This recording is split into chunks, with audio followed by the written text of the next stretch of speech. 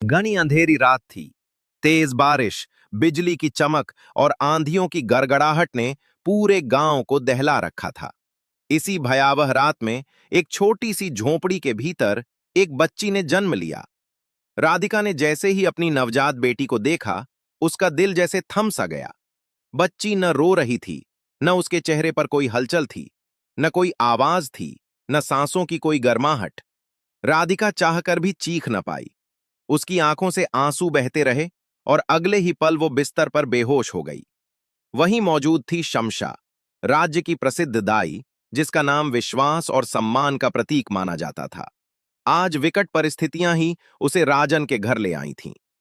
शमशा ने बच्ची को ध्यान से देखा, धीरे से उसकी नब्ज टटोली और फिर गहरी सांस ली। गंभीर स्वर में बोली, राजन, तुम्हारी बच्ची साधारण नहीं है, वो आधी आत्मा लेकर जन्मी है। ये सुनते ही राजन के पैरों तले जमीन खिसक गई। शमशा कुछ क्षण रुकी, मानो शब्दों को तौल रही हो। फिर बोली, आज राजगुरु अरविंदो हमारे राज्य में ठहरे हुए हैं।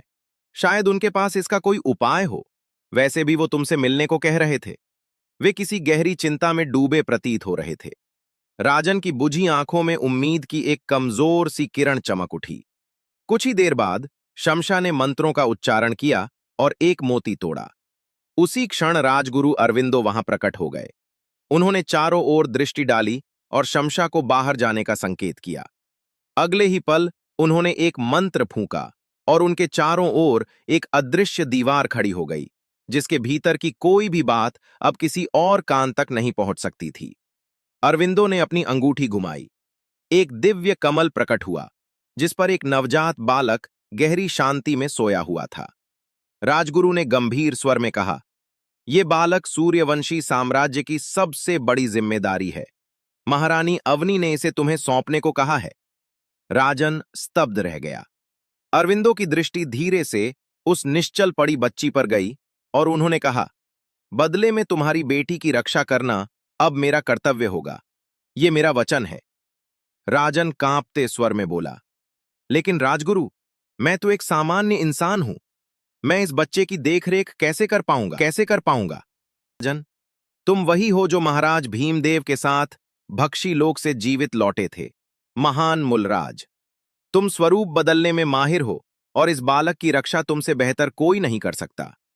उन्होंने बच्चे की ओर देखते हुए कहा, यह बालक भविष्य में महान बनेगा और एक दिन दुनिया का नया डिस्ट्रॉयर कहलाएगा।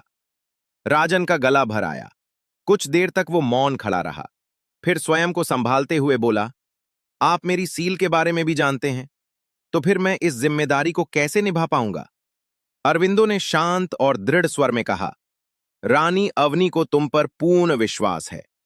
तुम इस बालक का ध्यान अपने आखिरी दम तक रखोगे।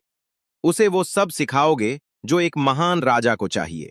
और सच कहूं तो इस संसार में केवल तुम ही हो जिस पर महाराज भीमदेव और महारानी अवनी दोनों को विश्वास है। और केवल तुम ही हो जो इसकी रक्षा कर सकते हो। राजन के मन में एक ही प्रश्न गूंज रहा था, रानी को इतनी भी क्या जल्दी थी कि अपने मासूम बच्चे को इतनी जल्दी मेरे हाथों में सौंप दिया? पर नियति से कोई मुंह नहीं मोड़ सकता। भारी मन से राजन ने आगे बढ़कर उस बालक को थाम लिया। तभी अरविंदो ने बच्चे के माथे पर हाथ रखा। एक रहस्यमयी मंत्र गूंजा और उसके शरीर पर एक गुप्त सील उभर आई। फिर उन्होंने एक सुनहरा लॉकेट निकाला, जिस पर प्राचीन चिन्ह अंकित थे, और उसे बच्चे के गले में पहनाया। अब ये तुम्हारी जिम्मेदारी है। ये कहते हुए अरविंदो ने बच्चे को राजन के कांपते हाथों में सौंप दिया। फिर वे धीरे से आगे बढ़े और उस निश्चल पड़ी बच्ची को अपनी बाहों में उठा लिया। राजन कुछ कहना चाहता था, लेकिन शब्द उसके गले में ही अटक गए।